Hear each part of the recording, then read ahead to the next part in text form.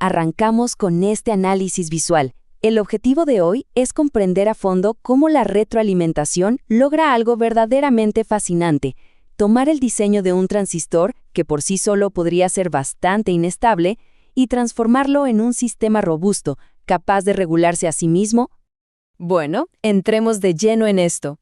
Todo buen análisis de ingeniería empieza siempre con un problema fundamental. Y la gran pregunta es, ¿qué sucede exactamente cuando un circuito pierde el control de su propia corriente? Pues, si los componentes se calientan o sus parámetros varían bruscamente, la corriente puede empezar a subir de manera descontrolada.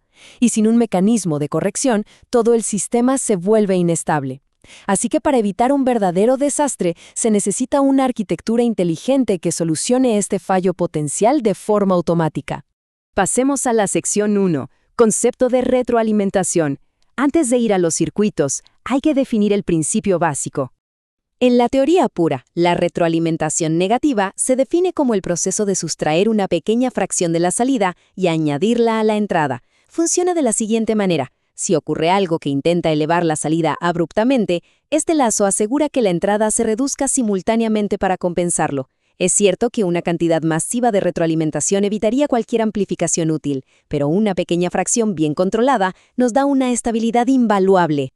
Y esto ilustra de manera brillante una analogía física súper sencilla, que es literalmente cómo acercar la mano a una llama. A medida que la mano se acerca, se siente más calor. Esa es una señal negativa que obliga a retirar la mano rápidamente para no quemarse. Es el equilibrio perfecto, ¿verdad? Si esta respuesta fuera exagerada, habría un rechazo total a cualquier fuente de calor, pero en la medida justa funciona como un mecanismo de prevención sumamente intuitivo. Llegamos a la sección 2, señal colector a base. Veamos cómo aplica todo esto a las conexiones del transistor. Ahora, lo realmente interesante de esta diapositiva es ver cómo el voltaje de salida regresa hacia la entrada para formar este lazo de corrección. Aunque estamos viendo un diagrama conceptual, el principio aplica exactamente igual al circuito. Hay un camino físico que toma una parte de esa señal final y la devuelve al inicio. En un transistor discreto, esto significa tomar la señal desde el terminal de salida, que es el colector, y canalizarla de vuelta directamente hacia el terminal de entrada, que es la base. Todo este flujo ocurre de forma secuencial. Primero, la señal se toma desde el colector. Segundo, se envía de regreso hacia la base. Y al cerrar este camino, se forma un lazo de control continuo que monitorea el sistema. Se reacciona en tiempo real a cualquier variación en lugar de depender de un simple ajuste estático y único. Pasamos a la sección 3, control de la corriente. Aquí el enfoque está en el mecanismo que realmente regula todo el flujo. La resistencia de retroalimentación actúa prácticamente como una válvula dinámica que regula la corriente. En lugar de permitir un flujo fijo e invariable, esta resistencia ajusta cuánta corriente de base pasa, dependiendo de cuál sea el estado de tensión en el colector en ese mismo instante. Es una respuesta inmediata a las condiciones de la salida. Vamos a la sección 4, mejora de la estabilidad, el momento clave donde se resuelve nuestro problema inicial. Veamos la secuencia de causa y efecto frente a una inestabilidad térmica, por ejemplo. Paso 1. Supongamos que la corriente de colector aumenta demasiado de forma repentina. Paso 2.